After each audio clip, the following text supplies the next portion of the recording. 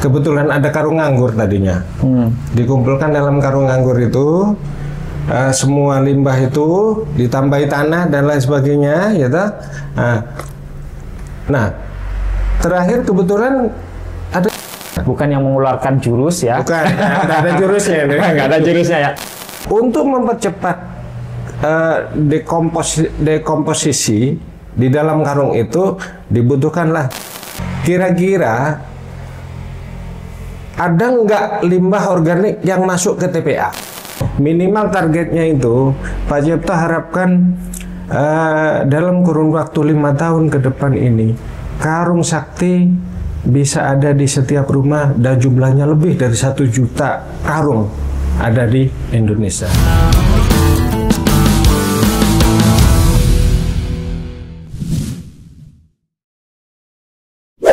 Halo sahabat organik, bagaimana kabarnya hari ini? Berjumpa lagi dengan saya Dimas Abu Faris yang akan menemani sahabat organik sekalian untuk berbincang-bincang seputar pengolahan sampah organik di rumah tangga. Dan saat ini sungguh spesial karena pada pagi hari ini saya bertandang ke daerah Patrang, Kabupaten Jember bersama Bapak Cipto. Beliau bukan pejabat, bukan profesor, namun memiliki cita-cita yang sungguh inspiratif untuk kita semua sebagai pemerhati lingkungan, yang mana beliau ini merupakan salah satu orang di Jember yang sangat peduli terhadap lingkungan. Kita sapa dulu beliau. Selamat pagi Pak Cipto. Selamat pagi. Assalamualaikum warahmatullahi wabarakatuh. Waalaikumsalam. Terima kasih atas kesempatannya. Saya memang bukan siapa-siapa, tapi harapannya bisa berbuat sesuatu untuk negeri ini, mudah-mudahan, gitu kan? Berawal dari sesuatu itu harapannya bisa bermanfaat buat orang banyak. Beliau ini Pak Cipto merupakan penggagas dari sebuah ide yang dinamakan Karung Sakti. Itu Pak ya? Karung Sakti. Jadi apakah karungnya itu nanti bisa sesakti apa, bisa mengeluarkan jurus apa? Nah, ini nanti kita akan tanya-tanya kepada beliau. Namun sebelumnya kami ingatkan kembali kepada sobat organik sekalian yang ada di rumah untuk tidak lupa like, share dan komen video ini serta subscribe channel EM4 Indonesia Official dengan cara mengaktifkan tombol loncengnya agar tidak ketinggalan berita menarik dan informasi edukatif yang kami sajikan untuk sobat organik sekalian. Nah, untuk pertanyaan pertama kepada Pak Cipto, namun sebelumnya saya izin Pak ya, karena kita tidak ada di studio, jadi sambil ngopi kita di pagi. Iya, silakan. Ya.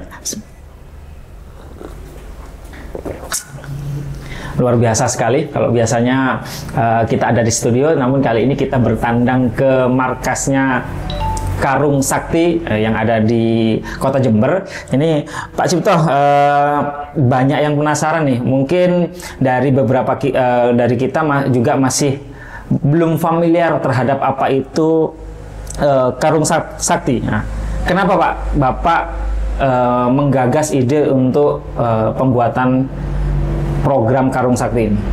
Iya. Langsung ini. Langsung aja. Ya. Terima kasih Mas. Jadi berawal dari dapur ini sebenarnya, ya kan. Ibunya itu kalau masak menghasilkan sisa-sisa sayuran, mungkin kulit buah dan lain sebagainya, gitu kan. Nah, berawal dari sana. Sementara kan di luar kita sama-sama tahu pupuk mahal, ya kan. Terus petani juga kesulitan untuk biopestisida apa segala macam lah yang berhubungan sama pertanian. Nah, sehingga saya berpikir ini karena kebetulan kita sedikit tahu di sana, jadi ini kita kumpulkan, Pak Cipto kumpulkan. Kebetulan ada karung anggur tadinya, dikumpulkan dalam karung anggur itu. Semua limbah itu ditambahi tanah dan lain sebagainya, ya toh. Nah, terakhir kebetulan ada cacing-cacing berkeliaran di depan rumah itu, saya masukkan juga di situ. Begitu sekian lama, lah kok tumbuh ini? Tumbuh di atasnya Pak Cipto tanami sayuran, sehingga prinsipnya gini, intinya ini yang namanya karung ini bukan mistis, bukan. Ya, bukan mistis, tetapi karung ini akhirnya itu bisa menghasilkan sayur, bisa menghasilkan pupuk berupa casingnya, dan pakan yang ekonomis. Gitu, Mas. Ya, jadi intinya ini merupakan inspirasi yang berawal dari dapur sendiri, kan gitu kan? Betul. Melihat bagaimana sampah-sampah itu terbuang begitu saja tanpa ada pengolahan, dan justru kadang menimbulkan pencemaran itu, pencemaran udara, pencemaran lingkungan, kan gitu. Kalau tidak diolah dengan baik, makanya Pak Cipto ini menciptakan sebuah program namanya Karung Sakti, bukan yang mengeluarkan jurus ya, bukan, nggak ada jurusnya, nggak ada jurusnya ya, tapi tetap manfaat itu tetap didapat lebih untuk lingkungan kita ya. Baik, misal Bapak ini mempunyai karung lah, katakanlah karung yang isinya rata-rata, kalau karung itu isinya kan 25. Yang 50. Oh, yang 50 kilo. 50 kilo itu prosesnya bagaimana, Pak? Artinya begini, untuk mencukupi atau memenuhi karung dalam jumlah tertentu itu kan membutuhkan waktu nih. Betul. Nah, ini bagaimana cara untuk bisa efektif? Ya, oke. Ya, paling efektif itu sebetulnya menurut saya, ya memang kalau rumah per rumah itu biasanya kan terbatas ya jumlahnya. Tetapi yang paling efektif adalah komunitas nih, berbentuk RT lah ya, minimal dalam satu RT. Nah, dalam satu RT itu nanti tinggal dikoordinir oleh ketua RT-nya itu. Siapapun dari satu RT itu warga yang memiliki limbah organik dikumpulkan menjadi satu, kemudian sebaiknya dicacah ya. Limbah organiknya dicacah. Tidak dalam kondisi utuh. Tidak ada kondisi utuh. Kenapa? Karena ada tujuannya nih. Tujuannya yaitu karena harapannya dalam satu karung itu kan ada 3 komponen yang akan kita kembangkan di situ. Apa aja itu, Pak? Yang pertama itu kita mau bercocok tanam. Yang kedua kita mau mengolah sampahnya menjadi sesuatu alias pupuk. Ya. Yang ketiga kita juga mau memelihara cacing di dalamnya. Sehingga ada 3. Makanya kalau boleh dibilang yang namanya Karung Sakti ini bisa disebut sistem 3 in 1. 3 in 1. Ya, 3 in 1. Seperti itu. Nah, dengan cara seperti itu, nanti memang kalau sudah satu RT kan bisa jadi cepat ini ngumpulnya, bisa jadi 1-2 hari saya sudah penuh ini. Betul. Nah, untuk mempercepat dekomposisi di dalam karung itu dibutuhkanlah kita namanya produk sama ya. Ini M4. Nah, jadi M4 ini bisa dijadiin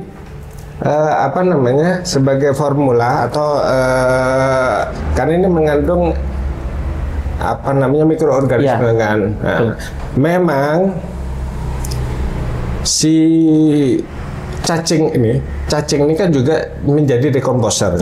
Tetapi dia kan juga cacing ini tidak suka kalau yang anunya masih belum lunak. Cacing ini sukanya sesuatu yang sudah busuk. Sudah busuk atau sudah terurai. Nah, dengan dibantu oleh M4 ini, maka proses peruraian itu akan semakin cepat. Ya, kan seperti itu. Jadi itu. Nah, memang konsep Karung Sakti ini kita harapkan dalam karung ini kalau sudah penuh, ini nanti di paling atas akan kita isi media tanam, karena harapannya di paling atas itu akan kita tanami berbagai sayuran, terutama contoh kangkung, misalnya kangkung, kemudian sawi atau apapun lah, yang umurnya pendek ya, yang umurnya pendek. Rata-rata kangkung kan 1 bulan tuh, 25 hari sampai 1 bulan, sehingga dalam 1 bulan sudah panen kangkungnya. Tetapi kan bukan itu saja, seperti yang awal saya sampaikan bahwa Karung Sakti ini proses 3 in 1. Jadi sistemnya 3 in 1, harapannya bisa panen sayur, panen pupuk, juga panen pakan berbentuk Ya. cacing kan gitu. Nah, jadi memang betul-betul meskipun itu cuma dalam wadah karung yang mungkin bagi sebagian orang itu tidak bermanfaat dan tidak berguna, kita lakukan gerakan karung sakti ini diharapkan dapat kalau saya tangkap tadi dapat membantu dalam mengolah atau menyelesaikan permasalahan sampah. Ya, sekarang begini. Ilustrasinya begini, memang kita berharap ini karung sakti bukan hanya sebagai simbol lah. Katakanlah harapannya ke depan Pak Cipto ingin ini menjadi sebuah gerakan, gerakan karung sakti. Harapannya itu kalau misalnya semua keluarga yang dikoordinir oleh Pak RT lah katakanlah atau Pak RW menggunakan metode ini, semua limbah organik dimasukin ke karung ini sehingga diproses sedemikian rupa sehingga akhirnya menghasilkan 3 komponen yang saya sebutkan tadi, sayur, pupuk dan cacing itu tadi. Tentu kan, coba saya tanya sama Masnya, kira-kira ada nggak limbah organik yang masuk ke TPA? Ya, itu salah satu permasalahan kita saat ini. Dikit-dikit semua langsung masuk ke TPA, masuk ke TPA, guys. Jadi saya yakin apabila RT ini berjalan, kemudian masyarakat juga melek terhadap program pengolahan limbah organik, saya yakin sampah organik itu berhenti sampai di situ. Betul. Gitu. Selesai sampai di rumah, ya. selesai sampai di tingkat RT lah, katakanlah kan seperti itu. Seperti itu. Makanya inilah yang kami harapkan. Jadi solusi itu tidak selalu berawal dari atas, tapi harapannya dari akar rumput, yaitu warga. Nah ini memang tidak membutuhkan teknologi yang luar biasa. Hanya membutuhkan teknologi EM untuk membantu mengurai si sampah itu supaya cepat bisa dimakan oleh si cacing, kan gitu. Betul. Seperti itu Mas. Makanya itu kita lakukan. Nah salah satunya yang sedang Pak Cipto gagas untuk membantu mensosialisasikan itu, Pak Cipto sudah tulis sebuah e-book Mas. Sebuah e-book, harapannya itu nanti akan menjadi sebuah buku. Nah e-book ini bagi teman-teman nanti yang memang membutuhkan bagaimana karung sakti ini bisa dijalankan di rumah, di RT, atau dimanapun lah katakanlah. Nah ini kan tentu kan butuh panduan. Butuh panduannya ini Pak Cipto sudah rangkum di dalam e-book itu, e-book karung sakti. Karung sakti ya kalau boleh dibilang sampah membawa berkah. Itu dijual di platform apa Pak? Sementara ini baru pribadi sedang disiapkan di link ID ya. Di link ID juga. Nanti link ID-nya akan kami tampilkan di sini ya. Jadi silakan bagi teman-teman yang ingin mendapatkan e-booknya beliau. Jadi sudah ditulis itu secara lengkap, panduan, kemudian tata caranya dan segala macam itu sudah ada di e-booknya ya. Sudah. Oke. Ya jadi gini, harapannya e-book itu bukan semata-mata kami motivasinya itu untuk menjual. Tetapi harapannya karung sakti ini benar-benar bisa jadi gerakan, dan tentu ini kan bisa memberikan mensupport lah, katakanlah seperti itu. Mensupport program karung sakti ini terutama. Seperti itu. Ya, jadi tidak serta-merta program ini digunakan untuk profit ya Pak ya. Profit karena memang murni dari beliau ini memang backgroundnya dari perkebunan, jadi sungguh sangat luar biasa, dan sudah pasti beliau ini sangat cinta terhadap lingkungan, dan gerakan yang ini yang saat ini sedang digagas oleh beliau, semoga nanti bisa diterima oleh masyarakat, kemudian bisa membantu dalam pengolahan sampah. Jadi otomatis banyak hal ini yang akan dapat kita dapatkan. Yang pertama, bebas dari sampah organik, kemudian dapat mengolah, kemudian ujung-ujungnya adalah permasalahan sampah yang saat ini sedang dihadapi, terlebih di Indonesia ini, dapat terurai atau selesai di karung sakti ini tadi. Harapannya seperti itu. Ya, jadi gini juga apa namanya? Memang sistem karung sakti ini kan sangat sederhana sebetulnya. Sederhana. Mungkin kalau misalnya dikembangkan secara serius sebetulnya tidak membutuhkan biaya yang sangat besar. Makanya harapan Pak Cipto juga dukungan dari berbagai pihak lah untuk apa namanya mensupport kegiatan ini atau gerakan ini, sehingga kalau misalnya bisa dilakukan dari akar rumput, ya kenapa kita harus nunggu gitu kan bisa mulai dari sekarang, bahkan bisa mulai dari Jember, dan harapannya bisa diduplikasi sama daerah-daerah lain seperti itu. Ya. Kalau boleh tahu nih Pak, apa dampak atau efeknya dari aplikasi karung sakti tadi apabila dicampurkan dengan EM ini? Jadi efeknya bagaimana, manfaatnya seperti apa, bisa Bapak jelaskan itu? Ya, boleh saya? Oh, silakan.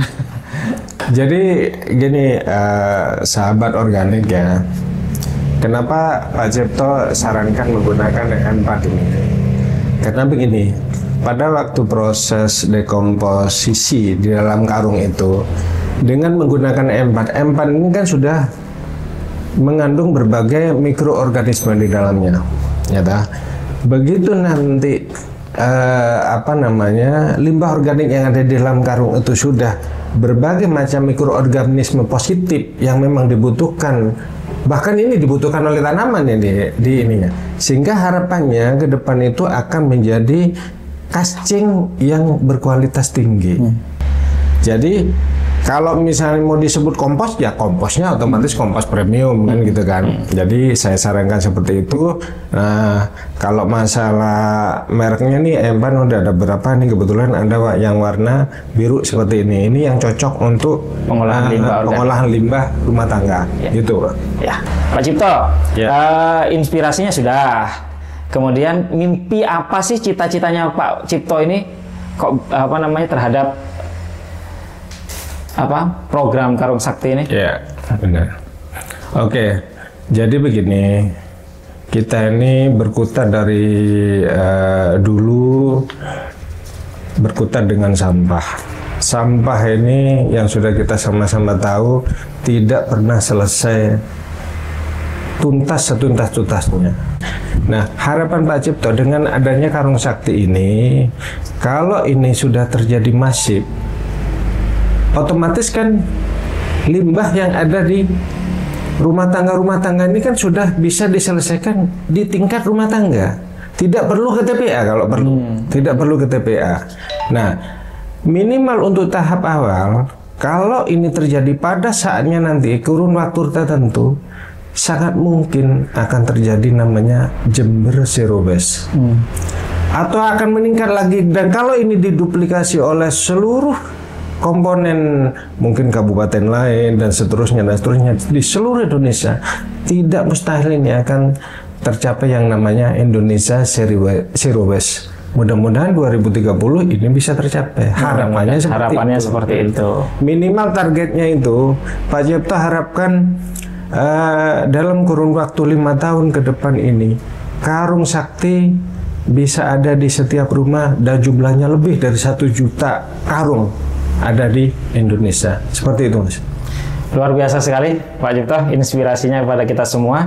Jadi jangan berhenti sampai di Pak Cipto saja. Semoga ada Pak Cipto yang lain yang peduli terhadap lingkungan, terlebih dalam proses pengolahan limbah organik yang berawal dari dapur kita masing-masing. Jadi sekali lagi penggunaan EM4 yang berwarna biru, EM4 pengurai tinja dan limbah organik ini memang sangat diperlukan dan tentunya memiliki manfaat dan kegunaan yang sungguh sangat luar biasa. Sekali lagi Pak Cipto, terima kasih atas waktu dan inspirasinya. Semoga kita bisa bertemu lagi di lain kesempatan. Kami ingatkan sekali lagi untuk like, share, dan subscribe kami di channel EM4 Indonesia Official. Dan demikian obrolan saya bersama dengan inspirator dari Kota Jember, Bapak Cipto. Kita bertemu lagi di podcast selanjutnya. Kurang lebihnya mohon maaf.